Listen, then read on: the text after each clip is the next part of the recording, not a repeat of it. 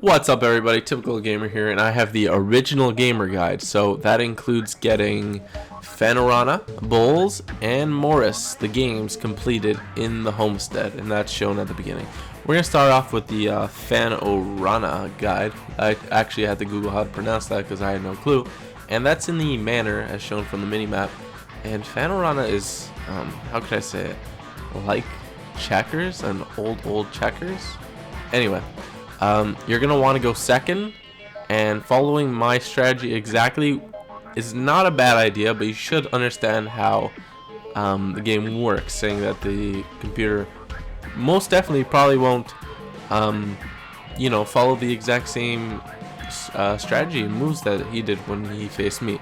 Now, Panorama is on a board, and I believe it's a 5x9 board, and you can only move your pieces if there is a potential move to be made. You can't move them if there is no move to be made. And you can move it forward and it'll take out a line of their checker pieces, I guess. And if you move it back, it'll take a line also out. And what you should do is, in every case, analyze what moves they can and can't make and how your moves will affect it. For example, look at this back line of 3, which the middle can move and take out your line. And then look at the one piece that he can move that'll take out this many, and what are the after effects, because you can move a piece after you make a successful attack if you can again make a successful attack. This is chain attacking, and it is very useful. As you can see, I do a lot of damage at certain points. What you're going to want to do is remove every single one of their pieces, and believe me, this is intermediate or expert, I'm not sure, but this dude is hard. He is hard to beat. And I faced at the beginning, it was very easy on the ship. Compared to this, it was so difficult. You don't even understand how many times I had to play this to understand the game further and develop a strategy that actually works. Now, the strategy is to keep as many pieces as you can, and when it comes down to 4 or 5 pieces of theirs, make sure to try and back up their pieces into a corner. Now, if you set up this corner strategy, you can see I have 2 pieces. I have 2 pieces horizontally and vertical, so that if they made any decision from that corner, I would defeat them. Near the end here, I did make a bad decision. I got probably 3 or 4 pieces destroyed, but I did eventually corner him off by moving my pieces, which you can move your pieces in any direction if there is no killer move for you that's possible. That is a good and bad thing, because the computer, especially this one, is very smart at predicting your moves and making you frustrated and making you hold out so that you will make those bad decisions. And believe me, I played this game so many times and it is hard, but you will get it. You can try my strategy exactly, but learn the lessons from here. You should know how to play it now. Make sure to pay attention to the diagonal lines. They get me sometimes where I think I could attack from diagonally, but I couldn't. Make sure you take precaution in seeing what your moves will do and how it puts you in a vulnerable position.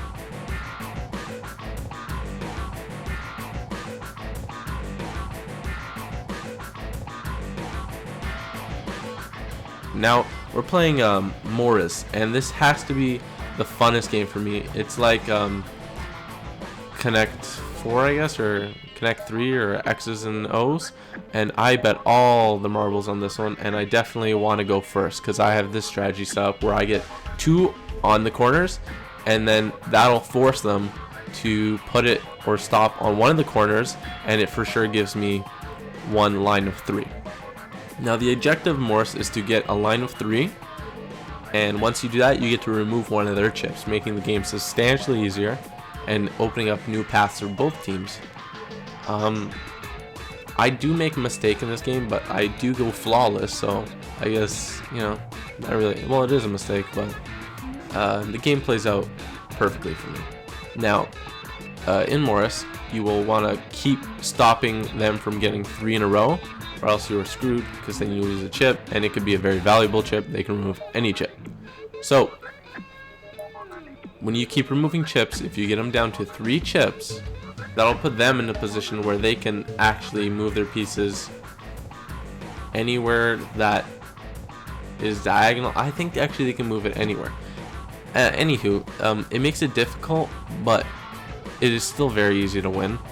This is the easiest out of the 3 games, with, I would say, Fanorona being the first hardest, is definitely the hardest. Next would be Morris, and then Bowls.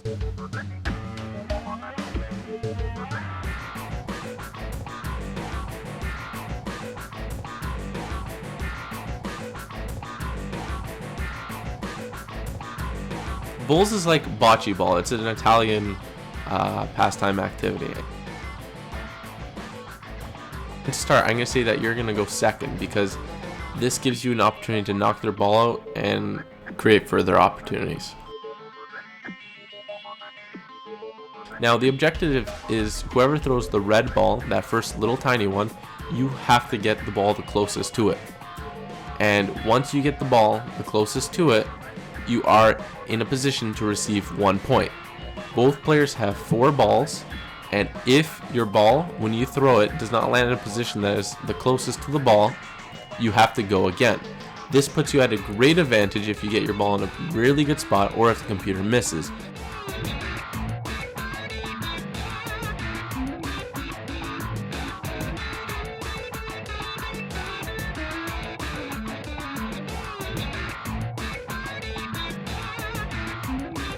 As in this case, my ball is still closer than any of his balls, so he has to go again.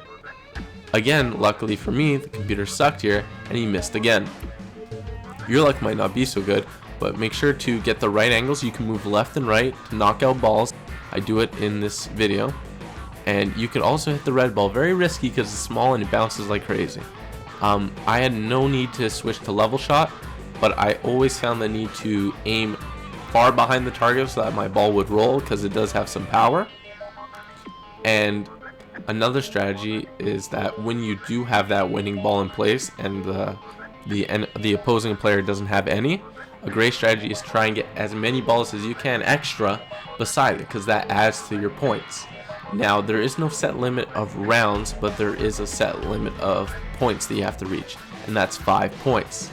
Knocking out their balls and putting your balls in a better position is risky, but it also will land you some more points. Here I get only 2 points, but for me it's worth it because I know I will try and at least get 1 each round, or you know what, even I'll get lucky next round and get 3. And I use the same strategy here. I'm going to fast forward it because this video would be way too long. I always try and knock them out away from the ball and put my ball in the best position, and make it hard for them to, get their balls in a good position. And I always have to get my ball on my turn near the red one, or else it never ends well for me. Again, I'm just exhibiting the strategy of getting as many balls as I can, close enough to the red one, and 3 for 3. I get 3 points, 3 plus 2, 5. I win the game and get Original Gamer achievement.